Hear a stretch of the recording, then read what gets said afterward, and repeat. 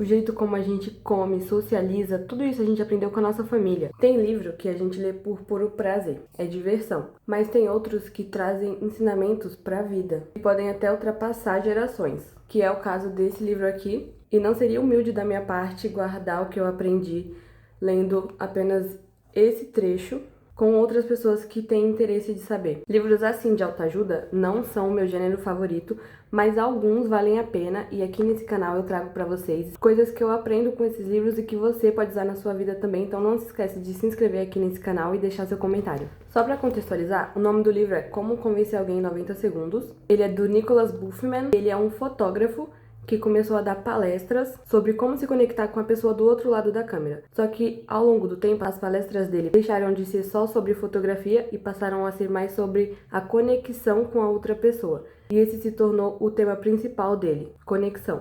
Com 21 anos, esse autor começou a trabalhar com um cara chamado Francis Xavier Muldon, e ele tinha um jeito muito específico de se conectar com as pessoas, mesmo sem nunca ter visto elas. Ele traz 3 principais ensinamentos que eu vou te passar agora. A primeira regra é: quando conhecer alguém, olhe diretamente nos olhos e sorria. E ele fala que a maneira mais barata e eficiente de se conectar com alguém é olhar nos olhos. Como que você se sente quando você está falando com alguém e a pessoa não olha pra você? E como você se sente quando você fala com alguém e a pessoa olha pra você?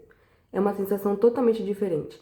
Os olhos são a janela da alma, mas também a janela para a venda. Olhar diretamente nos olhos da pessoa que você está tentando vender traz um sinal para o cérebro inconsciente de que a confiança está no ar e faz a pessoa ter perguntas críticas internamente. Olhar nos olhos também está ligado com o comportamento. Se a pessoa chega mais perto de você, endireita um pouco os olhos e olha para outro lugar, isso pode sugerir que ela quer levar a conversa para outro lugar, um lugar mais privado. Ou se ela se afasta, cruza os braços e fica olhando para outras coisas, significa que ela não tá tão interessada. Ou quando o olhar dela tá mais para cima, dando a sensação de que você tá para baixo, isso significa superioridade. Tem vários tipos de olhares e todos têm um sinal. E aí você precisa descobrir qual mensagem você quer transparecer com isso, ou qual mensagem a outra pessoa tá transparecendo para você. Uma coisa que eu gostei muito desse livro é que ele traz exercícios. Aqui tem um exercício sobre os olhos, sobre o olhar. E ele fala pra gente prestar atenção na cor dos olhos das pessoas que a gente conversa ao longo do dia. Não precisa lembrar no final do dia, é só você reparar ali na hora qual é a cor do olho da pessoa. O autor fala que isso vai desenvolver a autoconfiança, simpatia e contato visual sem nenhum mecanismo drástico. É só olhar no olho da pessoa e reparar qual é a cor dele. E ele também traz várias vértices desse exercício. Por exemplo, se você tem uma cafeteria, você pode falar para os seus funcionários prestarem atenção na cor dos olhos dos clientes e no fim do dia falar se atenderam mais gente com olho azul, mais gente com olho castanho, porque isso vai fazer com que os seus funcionários adquiram isso também, essa autoconfiança, essa simpatia e esse contato visual. E funciona até com crianças, você pode falar para seu filho ou sua filha, sua irmã, prestar atenção no olho dos professores dela durante o dia e no final te contar qual era a cor dos olhos deles. A gente vai desenvolvendo desde criança uma autoconfiança melhor. E também o fato de sorrir. Ele fala que os olhos são os únicos sinais sociais que a gente tem e o sorriso acompanha isso. E a melhor maneira de encarar alguma coisa é sorrindo. Então você não pode deixar a sua vaidade estar à frente disso e ficar com medo ou vergonha ou pensando que vai parecer idiota só por estar sorrindo demais ou de menos. Só olhe nos olhos e sorria. Ele também traz um exercício sobre como sorrir e cada pessoa vai ter o seu próprio jeito. Mas aqui ele fala que olhava no espelho e dizia a palavra ótimo de diferentes formas, com raiva, com emoção, com tristeza, com felicidade.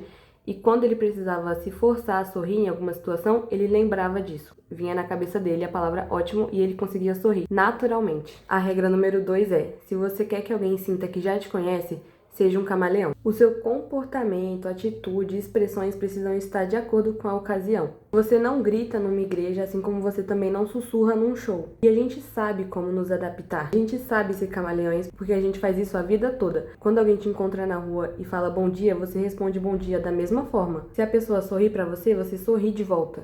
Isso é uma função da nossa predisposição natural de sincronizar e retribuir as coisas. Isso é chamado de sincronia límbica e é natural do cérebro humano. A gente já nasce sabendo. E conforme a gente cresce, se desenvolve, o nosso comportamento é influenciado pelas pessoas que convivem com a gente. No caso é a nossa família, mais pra frente amigos. O jeito como a gente come, socializa, tudo isso a gente aprendeu com a nossa família. Ritmos são sincronizados, comportamentos são sincronizados e pensamentos também são sincronizados.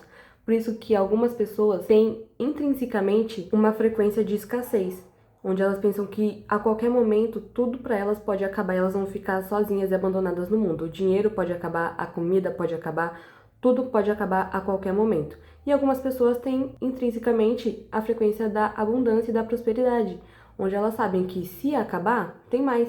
O dinheiro tá por aí no mundo.